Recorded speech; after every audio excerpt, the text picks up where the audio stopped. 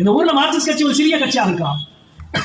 இந்த ஊரில் 30-40 பேர் மக்கள் தொகை இருக்கலாம். நான் கொஞ்சம் குறைச்சு கூட சொல்லலாம், எனக்கு சரியா தெரியல.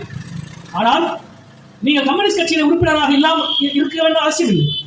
உங்களுக்கும் கம்யூனிஸ்ட் கட்சிக்கும் எந்த சம்பந்தமும் கூட கிடையாது. நீங்கள் ஏதோ ஒரு கட்சியில் இருக்கிறீர்கள், அல்லது எந்த கட்சியும் சாராதவர்கள் தான் உள்ள 80% பேர் இருக்கிறார்கள். ஆனால் உங்கள் வாழ்க்கையில் கம்யூனிஸ்டுகள் என்ன செய்திருக்கிறார்கள் என்பதை நீங்கள் தெரிந்து, கம்யூனிஸ்டுகளின் பங்களிப்பு இல்லாமல் ஒரு மனிதனின் வாழ்க்கையும் கிடையாது. நான் எங்கள் கட்சிக்காக பேசவில்லை, நான் எங்கள் கட்சிக்காக ஓட்டு கேட்கவில்லை. உங்க ஊர்ல இருக்கிற ஒருத்தரை கூப்பிட்டு கேளுங்க, உழைப்பு 2000 வருஷமா இருக்கு, 3000 வருஷமா இருக்கு. குரங்குல இருந்து மனுஷன் மாறினதே உழைப்பினால் தான். எல்லா விலங்குகளினுடைய கைவிரல்களும் ஒண்ணு போல இருக்கும். ஒண்ணு போலன்னா ஒரே திசையில் இருக்கும். ஒரே திசையில் இருக்கிற குரங்கினுடைய கைவிரல் பாருங்க, ஒரே திசையில் இருக்கிற 5 விரல்களில் நம்முடைய பெருவிரல் மட்டும் எதிர் திசைக்கு மாறுச்சு. அதுதான் மனித சமூகத்தின் மிகப்பெரிய மாற்றம். இந்த பெருவிரல் மட்டும் மாறுவதற்கு சில லட்சம் வருஷம் ஆச்சு. அது எப்படி மாறுச்சுன்னா உழைப்பால் மாறியது. குரங்கிலிருந்து மனிதன் மாறியது உழைப்பால் இருந்தது. லட்சக்கணக்கான ஆண்டுகளாக, ஆயிரக்கணக்கான ஆண்டுகளாக உழைத்துக் கொண்டிருக்கும்.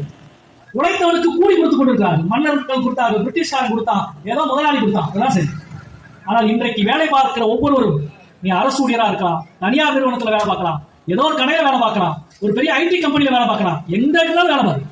இன்னைக்கு உனக்கு ஒரு சம்பளம் ஒன்று கொடுக்கப்படுதுல, சேலரின்னு ஒண்ணு வாங்குறீல, அந்த சம்பளம் எதால் நிர்ணயிக்கப்பட்டது தெரியுமா? உனது உழைப்புக்கு ஒரு கூலி இருக்கிறது, அந்த கூலி இவ்வளவு இருக்க வேண்டும் என்று கார்ல் மார்க்ஸ் என்ற சிந்தனையாளனுடைய தத்துவத்திலே இருந்துதான் உருவாகும். சம்பளம் வாங்குகிற எல்லாரும் நன்றி சொல்ல வேண்டும் என்றால் முதலிலே நன்றி சொல்ல வேண்டியது மாமேதை மார்க்ஸ். இது எங்கள் கட்சியினுடைய விஷயம் இல்லை, எங்க கட்சிக்கு இருக்கும் சம்பந்தம் இல்லை. நீங்கள் எந்த ஒரு கட்சியில் இருக்கலாம், எங்கே இருக்கலாம்.